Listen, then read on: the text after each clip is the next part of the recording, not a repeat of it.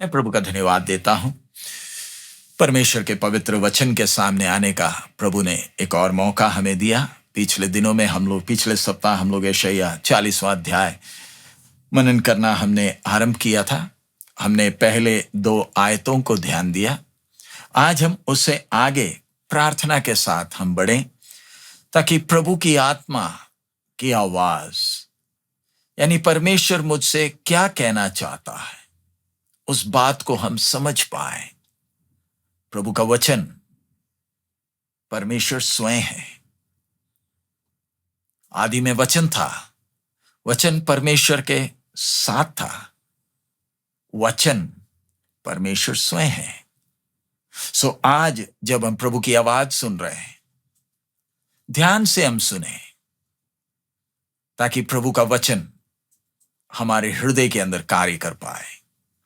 अब हम पिछले सप्ताह की तरह पहला और दूसरा वचन पहले पढ़ेंगे, उसके बाद हम आगे जाएंगे। यशायाह 40 उसका पहला 2 वचन मैं पढ़ रहा हूं। Isaiah 40 verse 1 and 2. യശയ്യാ പ്രവചനം 40-ാമത്തെ അധ്യായം 1 മുതൽ 1-2 वाक्य नमक वाक्य। तुम्हारा परमेश्वर यह कहता है, मेरी प्रजा को शांति दो, शांति। यरूशलेम से शांति की बातें कहो और उससे पुकार कर कहो कि तेरी कठिन सेवा पूरी हुई है, तेरा अधर्म का दंड अंगीकार किया गया है। यहोवा के हाथ से तू अपने सब पापों का दूना दंड पा चुका है। हमने पिछले सप्ताह मनन किया और मेरा विश्वास है परमेश्वर की आत्मा ने हमें वचन समझने में मदद भी किया कि परमेश्वर किस प्रकार अपने लोगों को जो कष्ट के अंदर है, ध्यान दें, जब हम संकट में हैं, कष्ट में हैं, हमारा देखने का नजरिया बदल जाता है। आज बहुत सारे विश्वासी कष्ट में जब पड़े होते हैं, निराश होते हैं, परेशान हैं, हताश हैं और उनका नजरिया ही, देखने का ढंग ही बदल चुका है। आशा खो चुके। मेरे साथ ऐसा क्यों? बाकी लोग जब अच्छे चल रहे हैं, बाकी लोग परमेश्वर के भय में नहीं चलते, अन्याय करते हैं, उनको कोई कष्ट नहीं। मेरे जीवन में से ये कष्ट हटता ही नहीं है। परमेश्वर मुझे ऐसी हालत में क्यों डाला है? कई लोग तो विश्वास छोड़ गए, कई लोग रोते धोते चलते हैं, उनकी पीढ़ी उनको देखकर परेशान होती है, बोलते ऐसा कैसा जीवन, कभी खुश देखा नहीं, बस बुड़बुड़ाते ही देखा। प्यारे अजीजों, इधर भी यहूदा और इस्राएल की प्रजा भी कष्ट में है, संकट में है, हताश है। इसलिए ना परमेश्वर की आत्मा बोलती है, उन्हें शांति दो, उन्हें तसल्ली दो। और परमेश्वर हमें हौसला देता कैसे है? आइए हम उसका 3रा वचन से आगे हम पढ़ेंगे। 3रे वचन से, किसी की पुकार सुनाई देती है, जंगल में यहोवा का मार्ग सुधारो, हमारे परमेश्वर के लिए अराबा में एक राजमार्ग चौरस करो। हर एक तराई भर दी जाए, हर एक पहाड़ और पहाड़ी गिरा दी जाए, जो टेढ़ा है वो सीधा और जो ऊंचा नीचा है वह चौरस किया जाए। तब यहोवा का तेज प्रकट होगा और सब प्राणी उसको एक संग देखेंगे, क्योंकि यहोवा ने आप ही ऐसे कहा है। अब इस 3रे और 4थे वचन को जरा देखें। यह वचन आप में से कईयों को स्मरण आता होगा। यह तो यूहन्ना बपतिस्मा देने वाले के बारे में। यूहन्ना बपतिस्मा देने वाला भी तो यही प्रचार कर रहा था प्रभु यीशु के आगमन के पहले। इधर यशायाह यह संदेश प्रजा को दे रहा। यूहन्ना ने भी यशायाह की भविष्यवाणी का ही उल्लेख किया था। अब यूहन्ना बपतिस्मा देने वाले के ठीक पीछे प्रभु यीशु मसीह आया। इधर यशायाह भविष्यवाणी करते वक्त प्रजा कष्ट में है, भविष्यवाणी है, मैं दोबारा बोल रहा हूं। एक बात आपको याद दिलाना है, यही यशायाह अपने 66 अध्यायों के द्वारा इस्राएल यहूदा के कौम को संदेश देने के पश्चात इसी यशायाह को आरे से चीरा गया था। दोबारा कहता हूं, यही यशायाह भविष्यद्वक्ता को आरे से चीरा गया था। यह एक भविष्यद्वक्ता की सेवकाई का जो मजदूरी मिलता है। सत्य वचन प्रजा को सुनाया, चौकस किया, तसल्ली दिया, अंत में आरे से चीरा गया। यह भविष्यवाणी है। इस्राएल यहूदा जब कष्ट में होगा तो परमेश्वर उन्हें तसल्ली दे कैसे रहा है। इधर हम देखते हैं, जंगल में यहोवा का मार्ग सुधारो, यानी कष्ट में जब आप पड़े हैं तब हम परमेश्वर को देखते कैसे हैं। उदाहरण समझाने के लिए, जब एक लड़का लड़की आपस में प्रेम में आते हैं तो उन्हें एक दूसरे की कोई कमी दिखती नहीं। सिर्फ लड़का लड़की नहीं, हम भी आपस में जब नजदीक आते हैं हमें किसी की कमी दिखती नहीं, लेकिन थोड़ी देर के बाद सिर्फ कमी ही कमी दिखती है। हमारा देखने का नजरिया बदल गया। पहले भी कमियां थी, गलतियां थी, कई चीजें थी जो हमें अच्छी लगती नहीं थी, लेकिन हम उसे ध्यान देते नहीं थे। लेकिन एक समय आ जाता है, अब हम उसी को ध्यान देते हैं। अभी कोई भलाई हमें दिखती नहीं। इसी प्रकार जब हम कष्ट में हैं, मैं परमेश्वर को किस नजर से देख रहा हूं। जब सब कुछ अच्छा है तब मेरा देखने का ढंग कैसे, और जब मेरे जीवन में सब बातें विपरीत है, मैं परमेश्वर को देखता कैसे हूं। परमेश्वर तसल्ली देता कैसे है। तेरा देखने का ढंग बदल, तेरे सोचने का ढंग बदल।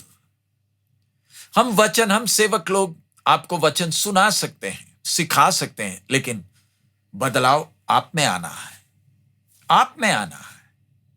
हम आपके सोच को बदल नहीं सकते, वो आपने करना है। परमेश्वर का आत्मा जबरदस्ती करेगा नहीं। इधर देखिए परमेश्वर क्या कहता है, जंगल में यहोवा का मार्ग सुधारो, हमारे परमेश्वर के लिए अराबा में एक राजमार्ग चौरस करो। कविता की शैली में हमेशा यहूदा और इस्राएल, उन लोग की सोच है हमारा छुड़ाने वाला आएगा। व्यवस्था में दिया हुआ है ना, जब तक शीलो ना आए मसीहा आएगा। ये आशा यहूदी कौम में आरंभ से ही परमेश्वर ने डाली है। और जब वो आएगा, वो एक राजा की तरह आएगा, दक्षिण से आएगा, अराबा से आएगा। यही आशा है। उसी आशा के अनुकूल परमेश्वर अपने प्रजा से कह रहा है, तुम कष्ट में हो, संकट में हो, छुड़ाने वाला तुम्हारा राजा आ रहा है। राजमार्ग तैयार करो, मतलब आ रहा, तुम्हारा छुटकारे का दिन आ रहा है। और आगे हम देखते हैं, हर एक तराई भर दी जाए और हर एक पहाड़ और पहाड़ी गिरा दी जाए।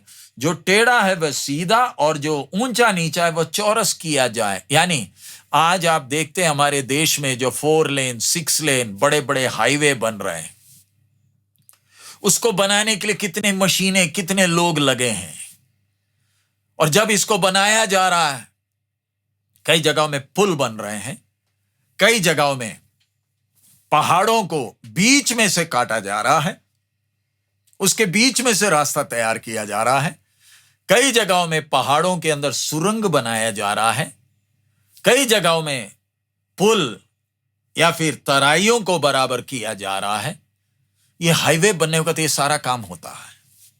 वैसे ही राजाओं का राजा आ रहा है, तो गुलामी में पड़े हुए लोगों ने कौन सा राजमार्ग तैयार करना है अपने दिल के अंदर। इसके अंदर बहुत पहाड़े हैं, बहुत सारी तराइयां हैं, बहुत सारे ऊंचे स्थान हैं। इधर बहुत सारी तराई हैं जिनको भरना है। हर एक पहाड़ और पहाड़ी को गिराना है। जो टेढ़ा है वो सीधा और जो ऊंचा नीचा है वो चौरस किया जाना है हमारे दिल के अंदर। परमेश्वर के आगमन के लिए, परमेश्वर के उस उपस्थिति को अनुभव करने के लिए मैंने अपने हृदय के अंदर जो भी रुकावटें हैं, जो भी बाधाएं हैं, उन सारी बाधाओं को मैंने खुद हटाना है। ताकि राजाओं का राजा मेरे जीवन में अपनी उपस्थिति से मुझे आशीषित करे, मैं परमेश्वर की तसल्ली को अनुभव करूं। आज बहुत सारे लोग परमेश्वर के वचन के लिए उनका दिल खुला नहीं है, सुनते जरूर हैं, लेकिन उनके हृदय के अंदर बहुत सारी तराइयां हैं, बहुत सारे पहाड़ियां हैं, टेढ़े मेढ़े रास्ते हैं। ये जब तक सीधा नहीं होगा, संकट के समय तसल्ली आप पा नहीं सकेंगे। आपने देखा है लोगों को बुड़बुड़ाते हुए, शायद आप भी हताश, निराश और बुड़बुड़ाने वालों में से एक होंगे, क्योंकि हृदय सीधा नहीं है, राजमार्ग सीधा नहीं है, चतुराई, टेढ़ापन, ये सब कुछ अंदर है। ऐसा व्यक्ति कभी भी परमेश्वर की तसल्ली को अनुभव नहीं कर पाएगा। कितनी भी दुनिया प्रार्थना करे, अनुभव नहीं कर पाएगा। इसलिए मैंने अपने हृदय को तैयार करना है, मेरे प्रभु के लिए, प्रभु की आवाज को सुनने के लिए अपने हृदय को तैयार करना है, क्योंकि जो आने वाला है, जैसे यूहन्ना प्रचार कर रहा है, टेढ़े मार्ग को सीधा करो, जो मेरे पीछे आ रहा है मेरे से भी शक्तिशाली है। प्यारे अजीज, जो मेरे साथ है, जो आपके साथ है, आपको क्या एहसास है कि वो कितना महान है, कितना महान है, अतुल्य है। अब उसकी महानता के बारे में हम आगे ध्यान देंगे। 5वें वचन में लिखा है, तब यहोवा का तेज प्रकट होगा, तब प्रकट होगा और सब प्राणी उसको एक संग देखेंगे, क्योंकि यहोवा ने आप ही ऐसे कहा है। एक दिन आ रहा है, प्रभु यीशु अपने दूसरे आगमन में चोर की तरह नहीं, खुलेआम आएगा। जिसको क्रूस पर चढ़ाया था वो उसी यरूशलेम में जैतून पहाड़ पर उतरेगा, अपनी महिमा के साथ उतरेगा। वो दिन कैसा होगा। प्यारे अजीज, हम जो प्रभु यीशु के कलीसिया है, संतान है, वो तो मेरे साथ अभी है ना, वो मेरे साथ अभी है ना। दुनिया उसे देखेगी, लेकिन मैं तो उसको अभी अनुभव करता हूं ना। क्या आप अनुभव करते हैं? 6वां वचन, बोलने वाले का वचन सुनाई दिया, प्रचार कर। मैंने कहा, मैं क्या प्रचार करूं? सब प्राणी घास है, उनकी शोभा मैदान के फूल के समान है। जब यहोवा की सांस उस पर चलती है, तब घास सूख जाती है और फूल मुरझा जाता है। निसंदेह प्रजा घास है, घास तो सूख जाती और फूल मुरझा जाता है, परंतु हमारे परमेश्वर का वचन सदैव अटल रहेगा। एक आवाज सुनाई दी है, बोलने वाले का वचन सुनाई दिया, प्रचार कर, यानी चिल्ला कर कह। संकट में पड़े हुए लोगों से प्रभु की आत्मा जोर से चिल्लाकर कहने को कह रही है। कहना क्या है? सब प्राणी घास है। प्यारे अजीज, हम घास हैं। हम तो अपने आप को कुछ समझते हैं ना। दुनिया का धनवान को देखे, वो बोलता है मेरे पास धन दौलत है। एलोन मस्क जैसे लोग बोलते हैं मेरे पास धन दौलत है। अंबानी भी बोलता है धन दौलत है। धनवानों को एक तरफ रख दें, देश के अधिकारियों को देखें, उनकी सोच मेरे पास अधिकार है, मैं कुछ हूं, लोगों ने मुझे अधिकार दिया है। वो सोच के साथ वो चलते हैं। इन सबको परे रखें, हम अपने आप को देखें। हम भी तो अपने आप को कुछ समझते हैं। हमारी अपनी नजर में हम भी तो किसी से कम नहीं हैं। जब शीशे में अपनी शक्ल देखते हैं, जब कोई हमारी प्रशंसा करता है या कोई हमें नीचा करता है, हे नौजवान, हम भी तो कुछ हैं। ताकत है ना, खूबसूरती है ना, धन दौलत है ना, एक अच्छा नाम भी तो है, अच्छे परिवार से आते हैं। लेकिन सृष्टिकर्ता कहता है तू घास है। यानी मनुष्य का जो भी घमंड है, चाहे कोई भी घमंड हो, कितना भी घमंड करे, सृष्टिकर्ता कहता है तू मात्र घास है, तो कुछ नहीं है। आगे परमेश्वर कहता है उसकी शोभा मैदान के फूल के समान है। जब यहोवा का सांस उस पर चलती है तब घास सूख जाती है। प्यारे अजीज, हम घमंड क्यों करें? दुनिया के कितने घमंडी आए, अपने आप को कुछ समझते थे। सिकंदर आया, नेपोलियन आया और कितने आए, हिटलर आया, बाकी लंबी कतार है ना। किधर गए? गुरु महात्मा भी आए, पैगंबर भी आए, नबी आए, महान लोग आए, बस एक तस्वीर मात्र बनकर रह गए। परमेश्वर की, इधर लिखा है यहोवा की सांस उस पर चलती है तब घास सूख जाती है। घास तो सूख जाती, इधर आगे लिखा, और फूल मुरझा जाता है। निस्संदेह, कोई शक नहीं है, प्रजा घास है।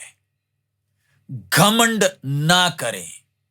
चाहे आप जो भी सुन रहा है, आपके पास कुछ भी है, हम सब के सब घास मात्र हैं। घमंड करने के लिए कुछ नहीं। घास तो सूख जाती और फूल मुरझा जाता है, परंतु हमारे परमेश्वर का वचन सदैव अटल रहेगा।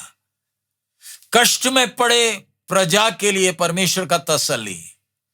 मनुष्य घास की तरह सूख जाएगा, लेकिन परमेश्वर का वचन सदैव अटल रहेगा। परमेश्वर की प्रजा के लिए तसल्ली है, मेरा वचन जो मैंने बोला है वो मुरझाएगा नहीं, वो सूखेगा नहीं। प्यारे अजीजों, हमारे हाथ में ये क्या है? इसकी कीमत को समझते हैं?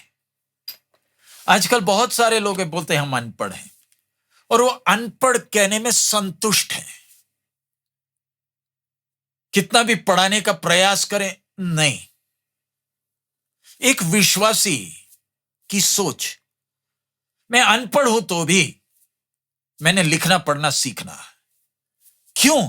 नौकरी के लिए नहीं, मैंने ये परमेश्वर का वचन पढ़ना है, मैंने पढ़ना है। ये परमेश्वर का वचन है, बहुमूल्य है।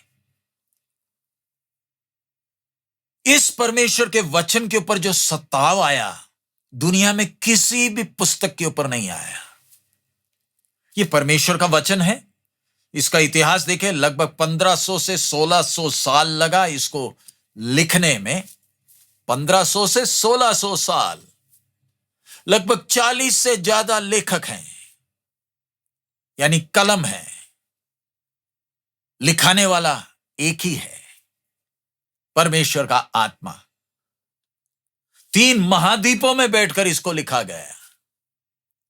और जब लिखा जा रहा था तब कॉपी पेंसिल में नहीं, एक साधारण चमड़े के ऊपर लिखा गया। सोचकर देखें, चमड़े के ऊपर स्याही से लिखा गया। कितना सताव आया, कितनों सम्राटों ने कसम खाई, पूरा जोर लगाया इसको मिटा देने के लिए, मिटा डाले। कितनी बाइबलें जलाई गई। आज भी सताव में लोगों से बाइबल छीनी जा रही है, ढेर लगाकर आग लगा रहे हैं। सोचते हैं इसको जला देंगे तो ये खत्म हो जाएगा। भाई साहब, बहन जी, दुनिया ने पूरी कसर लगा ली इसको बर्बाद करने के लिए। बड़े से बड़ा हथौड़ा चलाया इसको खत्म करने के लिए। लिखा गया था चमड़े के ऊपर, लेकिन आज भी, मैं उस सब इतिहास में नहीं जा रहा, आज भी दुनिया में सबसे ज्यादा बिकने वाला पुस्तक ये परमेश्वर का वचन है। इसका बराबरी आज तक कोई और पुस्तक नहीं कर पाया है। वोल्टेयर फ्रांस का एक नास्तिक था, बड़ा ज्ञानी था। उसने घमंड में एक दिन कहा, 100 साल के बाद बाइबल इस पृथ्वी में दिखेगी नहीं। आज वोल्टेयर का खुद का घर जेनीवा बाइबल सोसाइटी का गोडाउन है, जिधर बाइबल का गोदाम है, जिधर बाइबल ढेरों में रखकर यूरोप में बांटा जा रहा है।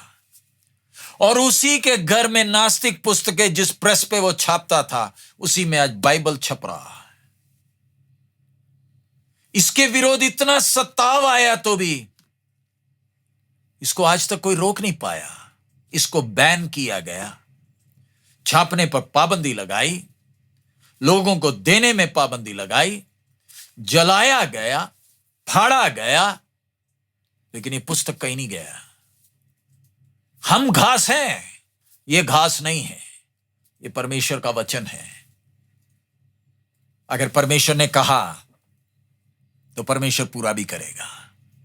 ये पुस्तक ये खत्म क्यों नहीं होता?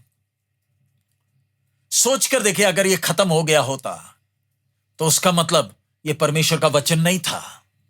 नहीं था, खत्म हो गया, लोप हो गया। कितनी किताबें छपनी बंद हो गई, उनका लेखक मरा, किताब भी छपनी बंद। लेकिन ये बंद होती क्यों नहीं है? ये मनुष्य का लिखा हुआ नहीं है, परमेश्वर की आत्मा के द्वारा लिखा गया है। हमारे मुसलमान भाई वो इसमें त्रुटियां ढूंढते हैं, बोलते हैं इसमें ये गलत है, ये गलत है, ये गलत है। भाई साहब, आपको पूरी आजादी है, हमारी तरफ से पूरी आजादी है। इसमें त्रुटि जितनी ढूंढनी है ढूंढ ले। आप तो अपने किताब की त्रुटि ढूंढने तो देंगे नहीं, क्योंकि त्रुटियों से भरा है। इसमें जितनी त्रुटि आपको ढूंढनी है ढूंढ लीजिए, खुलेआम प्रचार करिए, लेकिन इसमें एक भी त्रुटि नहीं है। त्रुटि आपकी सोच में है, इसमें एक गलती आज तक नहीं है। 66 के 66 पुस्तक, एक एक वचन परमेश्वर का लिखा हुआ है। जलाना है जला दीजिए, हम कोई केस करने नहीं जाएंगे। फाड़ना है फाड़ दीजिए, हम इसकी सुरक्षा के लिए हम हथियार लेकर खड़े नहीं होंगे। जिसने लिखा है वो अपने वचन की सुरक्षा खुद करता है, और आज तक दुनिया उसका प्रमाण है। परमेश्वर का वचन जैसे लिखा है सदैव अटल रहेगा। आगे जल्दी से हम पढ़ते हैं। इसलिए यह वचन पर भरोसा किया जा सकता है। हे यहूदा के लोगों, तुम कष्ट में हो, चिंता ना कर, मेरा वचन अटल है, मैंने जो बोला है वो होगा। प्यारे अजीज, आप कष्ट में हैं, क्या आपको भरोसा है? परमेश्वर का वचन सच्चा है, परमेश्वर झूठ नहीं बोलता है। अगला, हे सियोन को शुभ समाचार सुनाने वाली, ऊंचे पहाड़ पर चढ़ जा। हे यरूशलेम को शुभ समाचार सुनाने वाली, बहुत ऊंचे शब्द से सुना, ऊंचे शब्द से सुना, मत डर। यहूदा के नगरों से कह, अपने परमेश्वर को देखो, देखो प्रभु यहोवा सामर्थ्य दिखाता हुआ आ रहा है, वह अपने भुज बल से प्रभुता करेगा। देखो, जो मजदूरी देने की है वह उसके पास है, और जो बदला देने का है वह उसके हाथ में है। वह चरवाहे के समान अपने झुंड को चराएगा, वह भेड़ों के बच्चों को अंकवार में लिए रहेगा, और दूध पिलाने वालियों को धीरे धीरे ले चलेगा। दोबारा 9 से हम पढ़ रहे हैं, ध्यान से सुनिए परमेश्वर की आत्मा कह क्या रही है। हे सियोन को शुभ समाचार सुनाने वाली, ऊंचे पहाड़ पर चढ़ जा, यानी ऊंचाई पर चढ़ जा। क्यों? ताकि सब लोग सुन सके, कोई भी ऐसा ना हो जो ना सुना हो। क्या सुनाना है? शुभ समाचार सुनाना है। हे यरूशलेम को शुभ समाचार सुनाने वाली, बहुत ऊंचे शब्द से सुना, ऊंचे शब्द से सुना। क्या सुनाना? मत डर। यहूदा के नगरों से कह, अपने परमेश्वर को देखो। रुक जाए। सुनाने वाली से कहा जा रहा है तू मत डर। पहाड़ के ऊपर चढ़कर चिल्ला करके, एक क्षण के लिए जरा रुक जाए। यूहन्ना बपतिस्मा देने वाला यरदन के पास खड़े होकर चिल्ला रहा है।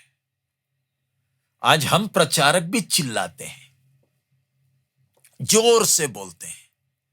हम तो लाउड स्पीकर रखकर, साउंड बॉक्स रखकर लोगों के कानों को फाड़ डालते हैं। लेकिन हमारे चिल्लाने, हमारे जोश, हमारी उत्साह और ये यूहन्ना बपतिस्मा देने वाला या यशायाह के उत्साह में बहुत फर्क है। हम तो माइक पकड़कर चिल्लाते, कूदते हैं। आजकल का ट्रेंड है, एक जगह खड़े नहीं रह पाते, उनको तो भागना पड़ता है। और आजकल स्टेज से भी कूद कर नीचे आ जाते हैं। उनसे स्टेज में रहा नहीं जाता। पहले तो खड़े रहते थे, अब वो आगे पीछे घूमने लगे, अब उधर से कूद कर नीचे आने लगे। अब माइक हाथ में पकड़कर लोगों के बीच में घुस जाते हैं और फिर ढूंढना पड़ता है प्रचारक गया कहां, लापता कहां हो गया। ये इतना भाग क्यों रहा है, इतना जोश क्यों, पसीना छूट रहा है क्यों भाई, इतना चिल्ला चोट क्यों, एक ही बात को दोहराए जाए क्यों। यूहन्ना, यशायाह ये भी चिल्ला रहे हैं, लेकिन इनके चिल्लाहट में बात कुछ अलग है। कोई आ रहा है, कोई आ रहा है। अपने परमेश्वर को देखो, वो है संदेश। अपने परमेश्वर को देखो। और आज के चिल्लाने वाले क्या दिखाते हैं, परमेश्वर या और कुछ दिखा रहे हैं। पसीने छूट गए, दिखा क्या रहे हैं। परमेश्वर का संदेशवाहक जब संदेश दे रहा है, लोगों की ध्यान को किधर की ओर मोड़ रहा है। अपने परमेश्वर को देखो, किसी और को मत देख, अपनी समस्या को मत देख, आने वाली आशीष को मत देख, भौतिक चीजों को ना देख, अपने परमेश्वर को देख। तेरी समस्या अभी खत्म हो जाएगी, तेरी चिंताएं अभी खत्म हो जाएगी। तू अपने बीमारी के बिस्तरे में अभी उठकर खड़ा हो जाएगा। तू अपने परमेश्वर को देख। चिल्लाकर कहने के लिए परमेश्वर की आत्मा कह रही है, देखो प्रभु यहोवा सामर्थ्य दिखाता हुआ आ रहा है। यहूदा की प्रजा, तू बाबिलोन की गुलामी में है, तू निराश है, तू हताश है, तू सोचता है परमेश्वर ने छोड़ दिया। पहले तो घमंड में था, हम नहीं सुधरेंगे, और अब जब कष्ट आ गया तो अब तो पूरा टूट गया। और ऐसी निराशा की घड़ी में परमेश्वर का संदेशवाहक संदेश क्या दे रहा है, तसल्ली दे क्या रहा है। तू अपने परमेश्वर को देख। प्यारे अजीज, इस समय जब प्रभु की आत्मा आपसे बात कर रही है, आप कहां देख रहे हो? देखते हुए परमेश्वर की आत्मा आपसे बात कर रही है। आपकी ध्यान किस पर है?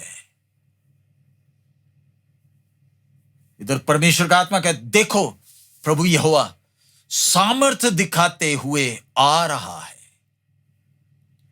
प्रभु वह अपने भुज बल से प्रभुता करेगा।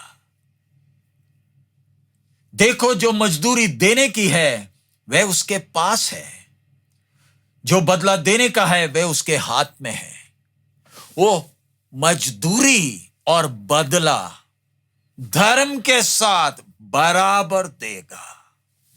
तू चिंता ना कर, तू दिल ना छोड़, तू उदास मत हो। तू अपने परमेश्वर को देख, प्रतिफल उसके हाथ में है। किसी ने अन्याय किया है, बदला वो देगा। तू वो ना देख, तू बस अपने परमेश्वर को देख। प्रभु की आत्मा की आवाज को क्या आप सुन पा रहे हैं? समझ पा रहे हैं? आप सहजताओं में हैं। तू अपनी परिस्थिति को ना देख, लेकिन जिसने आपको उस परिस्थिति में डाली है उसको देख। वो आपको शांति दे रहा है, तसल्ली दे रहा है। आगे 11वां वचन, वह चरवाहे के समान अपने झुंड को चराएगा। रुक जाएं।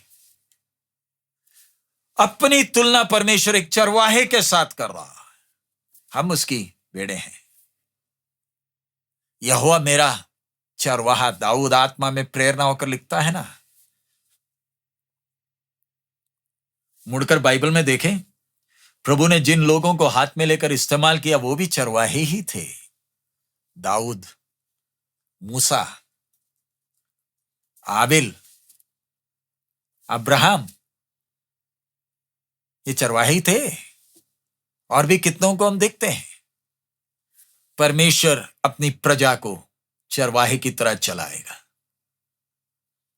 गुलामी में पड़े लोगों से कह रहा, वह चरवाहे के समान अपने झुंड को चराएगा। वह भेड़ों के बच्चों को अंकुआर में लिए रहेगा और दूध पिलाने वालियों को धीरे धीरे ले चलेगा। यह है मेरा प्रभु। भेड़ों के बच्चों को कंधे में नहीं, कंधे में नहीं, अंकुआर में। अंकुआर का मतलब अपने सीने से सटाकर अपना प्रेम देते हुए बच्चों को चलाएगा। दूध पिलाने वालियों को धीरे धीरे ले चलेगा। अब हम प्रार्थना करने जा रहे हैं, और भी इस अध्याय में है, प्रभु की मर्जी आगे हम देखेंगे। परमेश्वर अपनी प्रजा को तसल्ली दे कैसे रहा है, शांति दे कैसे रहा है। शांति अनुभव करना है, अपने हृदय का राजमार्ग, हृदय में राजमार्ग तैयार करो। जो भी तराइयां हैं, नीचे है, जिधर कहीं सूरज की रोशनी पहुंचती नहीं, उनको बराबर करें। पहाड़ों को और पहाड़ी, हर एक पहाड़ और पहाड़ी जो भी रुकावटें बनी हैं, उन रुकावटों को हटाइए। हमने बनाई हुई रुकावटों को हटाइए। जो टेढ़ा है वह सीधा, और जो ऊंचा नीचा है वह चौरस किया जाए। तभी परमेश्वर की आवाज को सुन पाएंगे, तभी परमेश्वर की उपस्थिति को अनुभव कर पाएंगे। आपकी बीमारी का बिस्तरा आनंद का बिस्तरा बन जाएगा।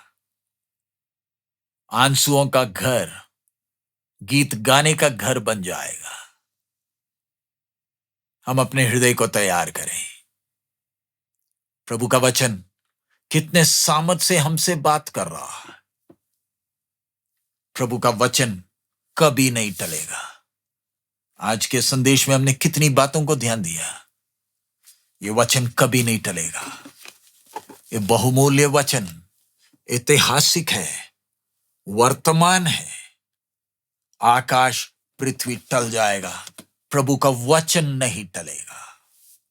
प्रभु ने कहा है तो पूरा होगा। यहूदा के कौम निराश ना हो, नए नियम के विश्वासी तो निराश ना हो। तो प्रभु में बलवंत हो जा, प्रभु में बलवंत हो जा। अपने परमेश्वर को देख। तू चाहे कैसी भी परिस्थिति में है, अपनी आंखें उठाकर अपने परमेश्वर को देख।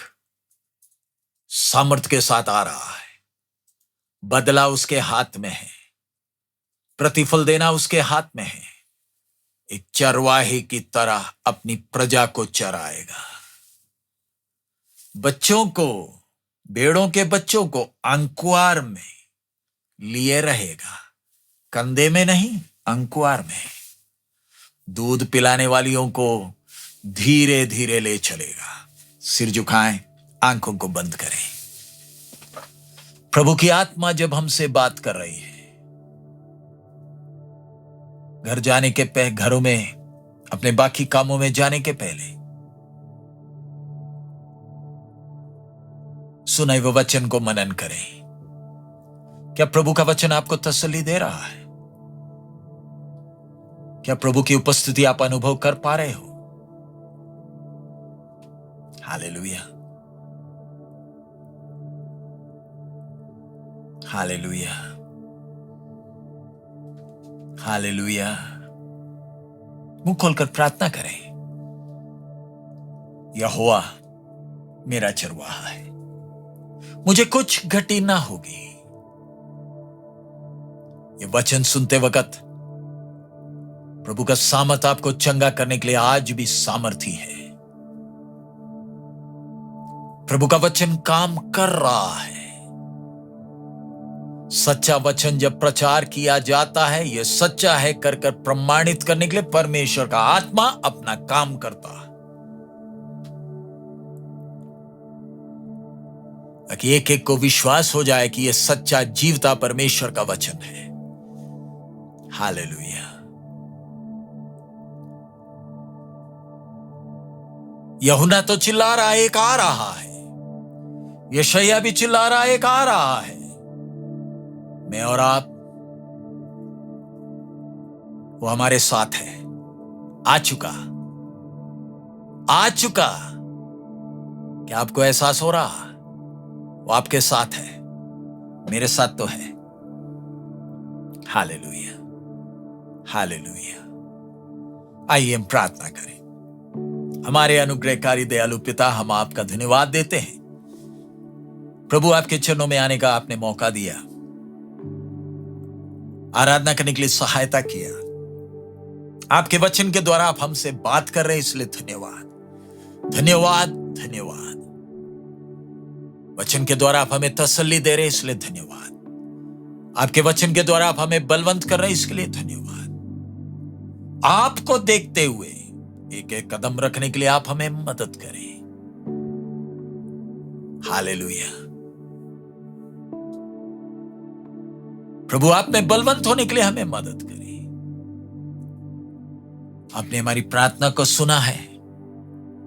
नया महीना अगर आप हमें देंगे तो आपकी महिमा के लिए जीने के लिए हमें सहायता कर।